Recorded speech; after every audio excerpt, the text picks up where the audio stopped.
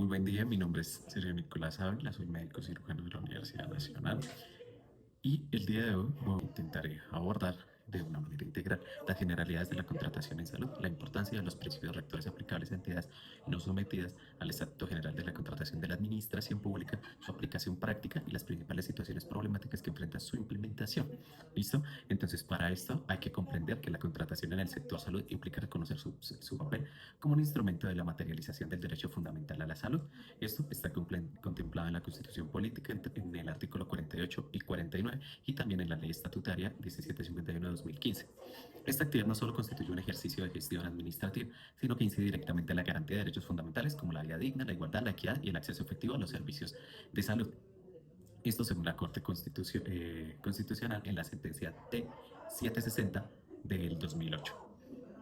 Bueno, desde este punto de vista es importante analizar no solo los aspectos normativos y procedimentales de la contratación en salud, sino también es importante entender la dimensión ética, el impacto a los usuarios o pacientes y sus desafíos en la actualidad. Entonces, en primer lugar, las generalidades de la contratación en salud. Entonces, la contratación en salud puede definirse como el conjunto de procedimientos jurídicos mediante los cuales las entidades, ya sean públicas o privadas, del sector en salud, celebran acuerdos para adquirir bienes, servicios, u obras que permiten desarrollar un objeto social y misional.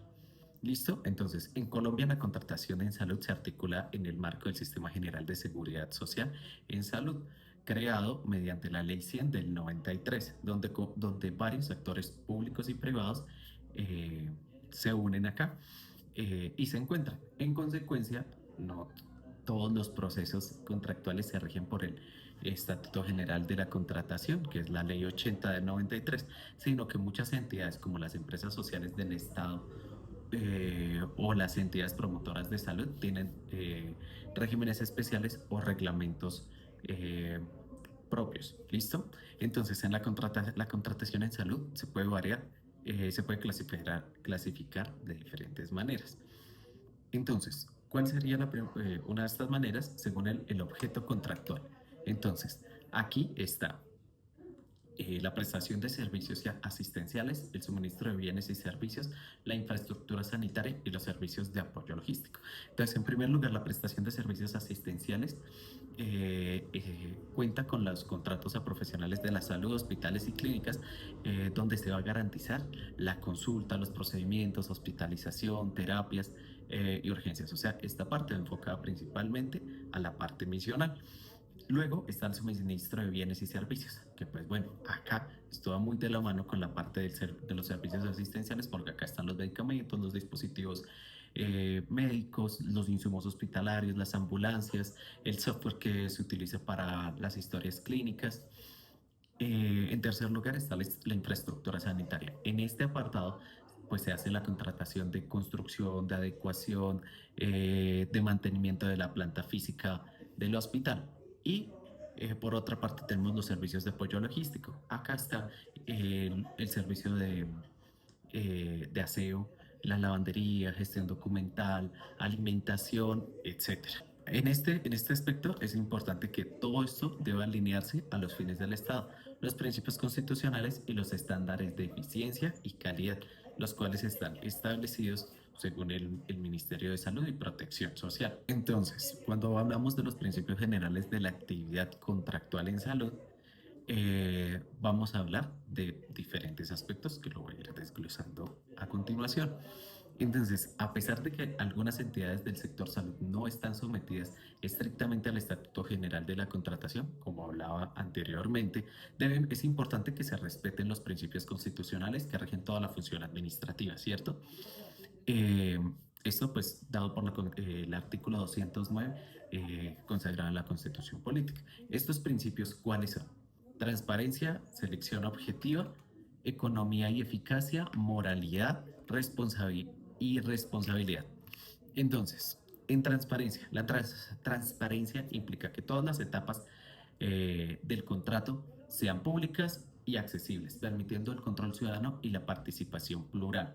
Según la Corte Constitucional en la sentencia C949 del 2001, la transparencia no es solo un requisito formal, sino una garantía material de igualdad de oportunidades y control democrático. ¿Esto qué quiere decir? Que todos los procesos siempre tienen que estar, a pesar de que se haga, por ejemplo, una convocatoria interna, siempre tiene que, eh, siempre se tienen que publicar. ¿Listo? En segundo lugar está la selección objetiva. Esto quiere decir que la escogencia del contratista solamente se va a basar en criterios técnicos, jurídicos, financieros o de la idoneidad, sin favorecer intereses personales o políticos. Esto está consagrado en la Ley 80 del 93 en el artículo 29. ¿Listo? En la economía y en el apartado de economía y eficacia, pues los procedimientos de contratación deben evitar trámites innecesarios, reduciendo costos administrativos y tiempos para que de esta manera los recursos sean optimizados, ¿cierto? Esto está consagrado en la Ley 80 del 93 en el artículo 25.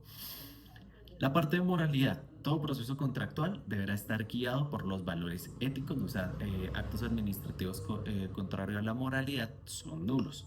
En el sector salud, esta exigencia en particular es mayor dado el carácter fundamental del bien jurídico protegido, que está la vida y la integridad física. En quinto lugar, pues está la responsabilidad, que pues el cumplimiento de los principios contractuales acarrea responsabilidad disciplinaria, fiscal, administrativa e incluso penal para los servidores públicos y particulares involucrados. ¿Listo? Esto está consagrado en la Ley 80 del 93, en el artículo 50 y en la sentencia 446 del 2011. Entonces, de modo práctico, ¿cuál sería la aplicación de los principios en las entidades que no están sometidas al Estatuto General?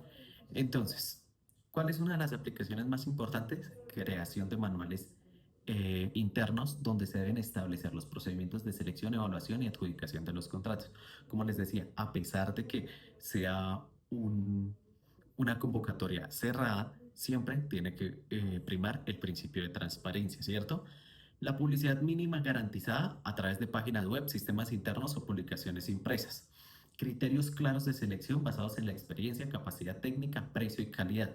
Como lo decía anteriormente, siempre se va a priorizar la idoneidad del contrato y que pues esté acorde a lo que se requiere, perdón si sueno redundante, pero en esto es importante, ¿por qué? Porque de esta manera se evitan apoyar intereses políticos o intereses personales y los procesos de control y supervisión contractual mediante interventorías técnicas y financieras, ya sea una interventoría interna o externa.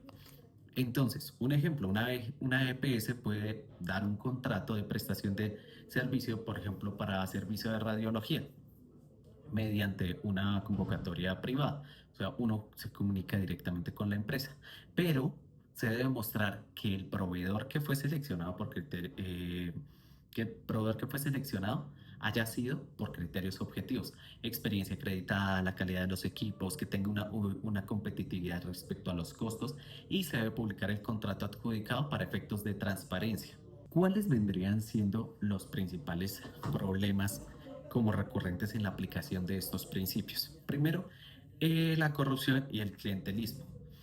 Según el informe de Transparencia por Colombia, realizado en el 2020, la contratación en salud presenta uno de los mayores riesgos de corrupción debido a su alta inversión y a la urgencia. Entonces, se pueden dar adjudicaciones direccionadas, manipulación de pliegos, pagos irregulares a proveedores o subcontrataciones ficticias, que pues esto, en este apartado, pues se cometen muchísimos delitos y pues no solamente se ve afectada la empresa como tal, sino también los usuarios o pacientes, ¿cierto? En segundo lugar, pues el otro problema que hay es la deficiente planeación contractual. La falta de estudios previos y diagnósticos genera contratos ineficientes que afectan la continuidad y la calidad de la atención. Acá podemos ver que no planificar adecuadamente implica improvisar en la garantía del derecho a la salud, ¿cierto? En tercer lugar, la ineficiencia en la ejecución de los contratos. Esto acá podríamos ver entregas tardías de medicamentos, construcciones hospitalarias inconclusas, que son estos elefantes blancos que a veces vemos, y prestadores de servicios sin habilitación vigente, que también se puede llegar a presentar en muchas situaciones. En cuarto lugar está la debilidad en los mecanismos de control.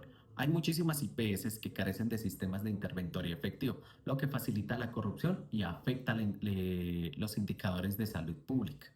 Entonces, un ejemplo bastante real es una situación que pasó respecto a las ambulancias en varias heces del Caribe colombiano. Entonces, ¿qué pasó? Durante este proceso de contratación de servicios de ambulancia se dieron cuenta que muchos vehículos no cumplían con los requisitos mínimos, entonces había muchos que tenían SOAT vencido, tecnomecánica vencida, algunas ambulancias no estaban habilitadas para prestar el servicio y esto afectó de manera directa la calidad del servicio prestado. Para ya terminar, entonces, en resumen, digamos que la contratación en salud constituye un instrumento estratégico para poder garantizar los derechos fundamentales, ¿cierto?